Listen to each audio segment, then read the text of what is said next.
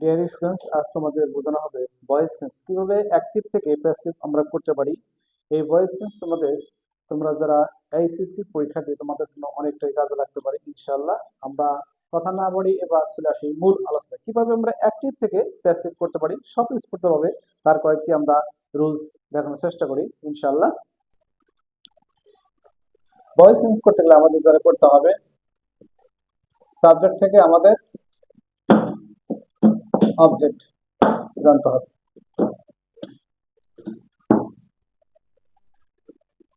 I থাকলে me,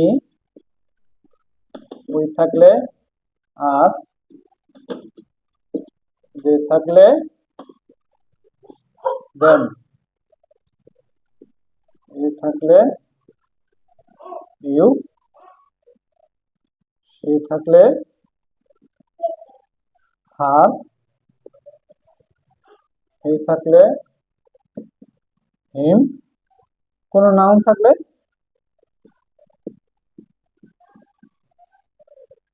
নাউনটাই হবে। Dear students, আমরা দেখাবো কিভাবে সাবজেক্ট থেকে অবজেক্ট করা যায়। যেমন এখানে আই থাকলে অবজেক্টিভ হিসেবে মি হবে, উই থাকলে আস হবে, দে থাকলে দ্যাম হবে, ইউ থাকলে ইউ হবে, সি থাকলে হার হবে, হি থাকলে হিম হবে, নাউন থাকলে নাউন হবে। যে কোনো নাউনের বেলায় নাউন থাকলে নাউন হবে। মানুষের নামের বেলা হোক বা যে কোনো নাউনের বেলা হোক, টিচার থাকলে টিচার, ফার্মার থাকলে ফার্মার, স্টুডেন্ট থাকলে স্টুডেন্ট, যদি রহিম করিম জেরিনা সকিনা যেগুলো এরকম একটা যদি নাম থাকে নাউন থাকে, সেই ক্ষেত্রে নামের বেলা বা নাউনের বেলা যা থাকবে ঠিক এটাই হবে, আমাদের মাথায় রাখতে হবে। তো আমরা সাবজেক্টে কিভাবে অবজেক্ট করা যায় একটু দেখানোর চেষ্টা করলাম। এবার আমরা চলে আসি যে কিভাবে অ্যাক্টিভ থেকে প্যাসিভ করা যায়। আমরা কয়েকটি রুলস দেখানোর চেষ্টা করি ইনশাল্লাহ।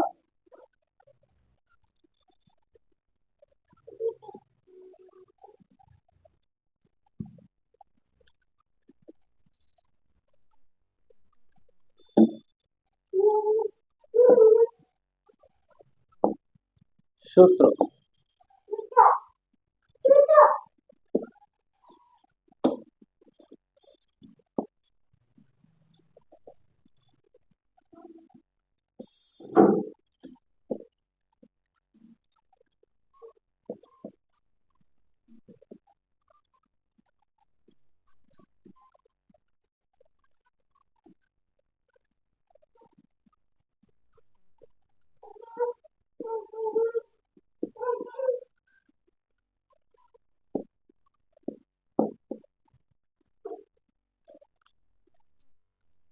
ডিয়ার স্টুডেন্টস, কিভাবে অ্যাক্টিভ থেকে প্যাসিভ করা যায় তার একটি সূত্র। যে কোনো আমরা অ্যাসার্টিভ সেন্টেন্সের একটি থেকে কিভাবে আমরা শত শত হাজার হাজার সেন্টেন্সের অ্যাসার্টিভ সেন্টেন্সের একটি সূত্র যখন পড়ি বা মানি, সেক্ষেত্রে আমরা অনেকগুলি আমরা ভয়েস ইজিতে আমরা করতে পারবো ইনশাআল্লাহ। দেখার চেষ্টা করি যে অবজেক্টটি মানে অ্যাক্টিভ ভয়েসের অবজেক্টটি সাবজেক্ট হয় প্যাসিভে গিয়ে, তারপরে অক্সিলারি ভার্ব বসে। এখন অক্সিলারি ভার্ব বসে, এই অক্সিলারি ভার্ব হচ্ছে 24টি।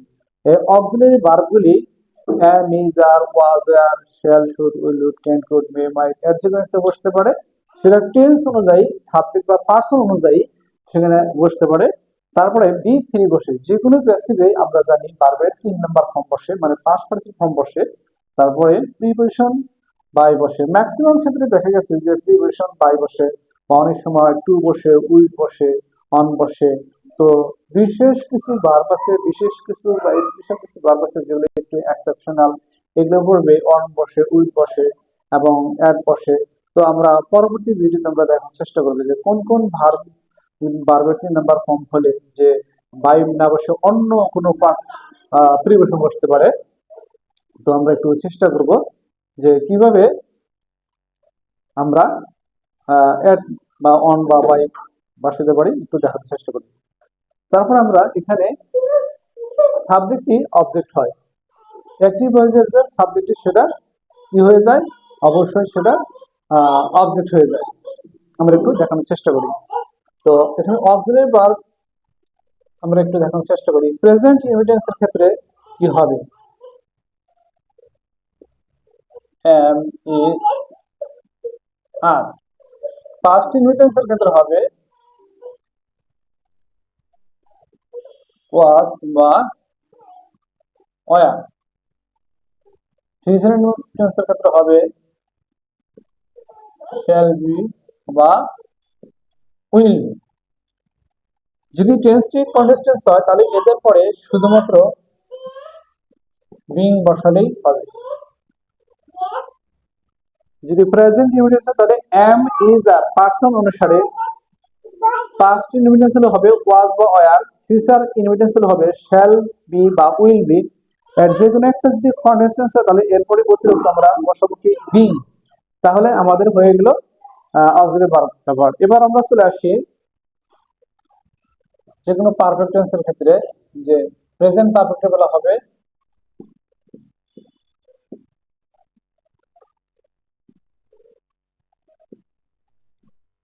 প্রেজেন্ট পারফেক্ট টেন্সের বলা হবে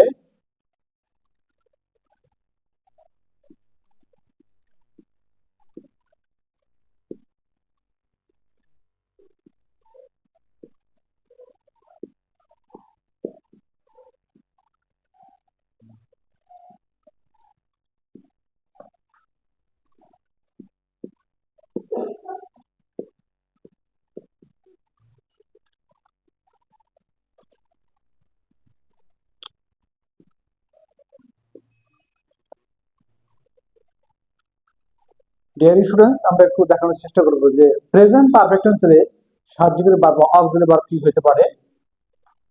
হ্যাভ বিন বা হ্যাজ বিন, সেটা পারসন হিসেবে থার্ড পারসন সিঙ্গুলার নাম্বার হলে হবে হ্যাজ বিন, অন্য সকল ক্ষেত্রে হবে হ্যাভ বিন। এবার আমরা চলে আসি যে পাস্ট পারফেক্ট টেন্স হলে সাবজেক্টের ভার্ব কি হতে পারে, হ্যাড বিন। এবার আমরা চলে আসি কিভাবে ফিউচার পারফেক্ট টেন্স যদি হয় সেই ক্ষেত্রে সাবজেক্টের ভার্ব কি হতে পারে, শ্যাল হ্যাভ বিন বা উইল হ্যাভ বিন।